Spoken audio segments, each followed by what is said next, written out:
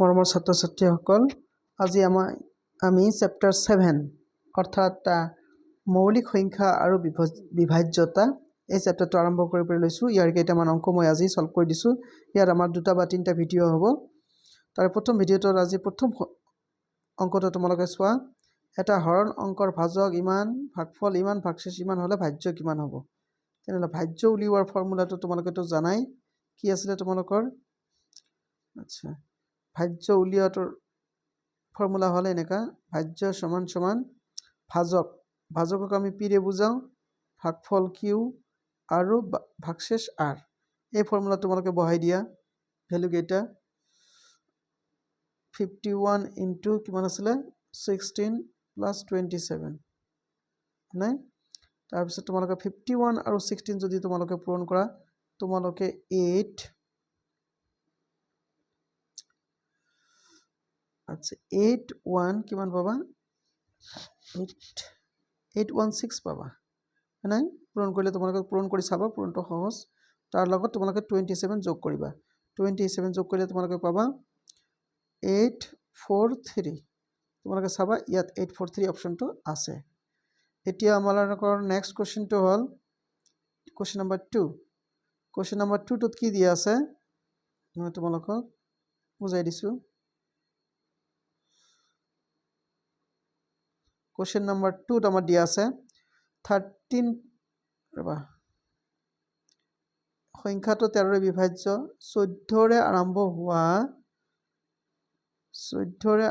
5টা অংকৰ গঠিত ক্ষুদ্ৰতম সংখ্যা আৰু 13ৰে সম্পূৰ্ণৰূপে বিভাজ্য সংখ্যাটো হৈছে। আচ্ছা, কোনটো সংখ্যা হ'ব?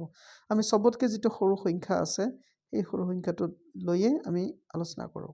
আচ্ছা, 1401 এইটোক আমি দেখো ই 13ৰে বিভাজ্য হয় নে নহয়? 13ৰে বিভাজ্য হোৱাৰ কন্ডিশন যেটো আছে সেই কন্ডিশনটো আমি লাগু কৰিম ইয়াত। 14001 আছে নহয়? আচ্ছা, এই 14001 তোমালোকে 13ৰে বিভাজ্য হ'ব হলে কেনেকা কৰিব লাগে মই দেখাই দিছোঁ। তোমালোকে এই লাষ্টৰ অংকটো বাদ দিয়া। বাদ দিলে আমাৰ থাকিল কি 1400। 1400 এই লাষ্টৰ অংকটোক এতিয়া তোমালোকে 4ৰে পূৰণ কৰা। 4 × 4। এইবাৰ তোমালোকে যোগ কৰা। তেনে আমাৰ যোগফল কিমান হ'ল? 1404 হ'ল হয়নে? এতিয়া হোৱাৰ পিছত তোমালোকে কৰিব লাগিব কি, তোমালোকক এইটো কৰিব লাগিব, এই একেটা কথা তোমালোকক ৰিপিট কৰিব লাগিব। এতিয়া লাষ্টৰ অংকটো তোমালোকে বাদ দিয়া। বাদ দিয়াৰ পিছত থাকিলে আমাৰ 140। এই লাষ্টৰ অংকটো তোমালোকে 4ৰে পূৰণ কৰা হয়নে? 4 4 × 16। এতিয়া একো যোগ কৰা। যোগ কৰিলে 156 কৰিলে নহয়। কৰাৰ পিছত আকৌ তোমালোকে ৰিপিট কৰিবা কামটো। এই 6টো তোমালোকে বাদ দিয়া। বাদ দিয়াৰ পিছত থাকিলে আমাৰ 15। এই 6 যে আছে 6ৰ লগত 4 দিয়ে পূৰণ কৰা। 4 6 × 24 হোৱাৰ পিছত এতিয়া থাকিল 39। আৰু তোমালোকে জানা 39ক আমি 13ৰে ভাগ কৰিব পাৰোঁ। 3 বাৰ যাব, 3 13 39। গতিকে আমাৰ এইটোই হ'ব আমাৰ ক্ষুদ্ৰতম সংখ্যা। ক্ষুদ্ৰতম সংখ্যা কোনটো হ'ব তেন্তে? এইটোই হ'ব মানে 14001। তাৰ পিছৰ অংকটো আছিল আমাৰ কোৱেশ্চন নম্বৰ 3। কোৱেশ্চন নম্বৰ 3 তোমালোকে চাবা 55 একচুয়ালি এইটো তোমালোকে অলপ ৰং হৈছে। কোৱেশ্চনটোত ৰং আছে। কোৱেশ্চনটো কেনেকা ৰং? এই মাজৰ পাঁচটো নহয় দেই। মাজৰ পাঁচটো যদি নহয় তেনেহ'লে আমাৰ কি হ'ব? 55055 সংখ্যাটো 11ৰে হৰণ কৰিলে ভাগফল পোৱা যাব।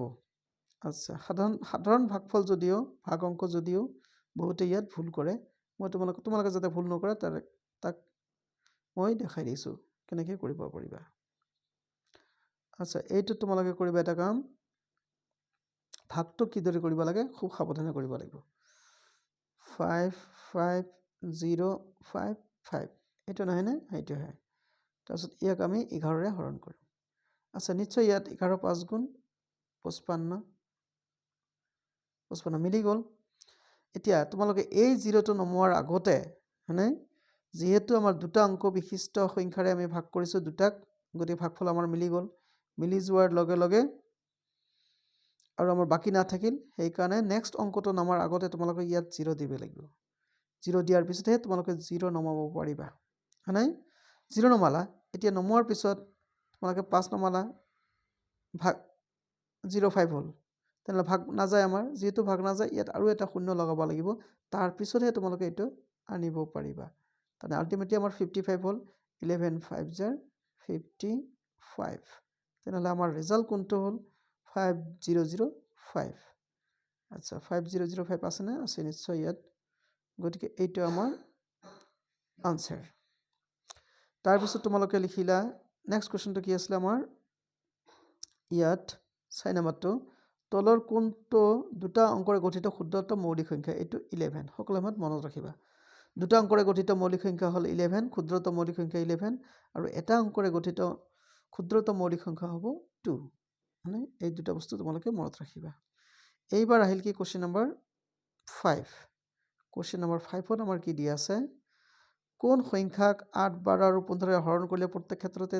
3 ভাগশেষ হিচাপে থাকে এইটো কৰিবৰ কাৰণে আমাক কি কৰিব লাগিব 8 12 আৰু 15 লসাগু উলিয়াব লাগিব মই তোমালোকক দেখাই দিছো 8 15 আৰু 12 15 আগতে লিখিব লাগিব যে নহওক 12 গতিকে লসাগু উলিয়াবৰ হ'লে তোমালোকে একে ছাৰতে 4 দিয়ে হৰণ কৰা 4 দুগুণ 8 15 তো নাযায় মানে 4 3 গুণ 12 এইবাৰ তোমালোকে 3 ৰে হৰণ কৰিব পাৰা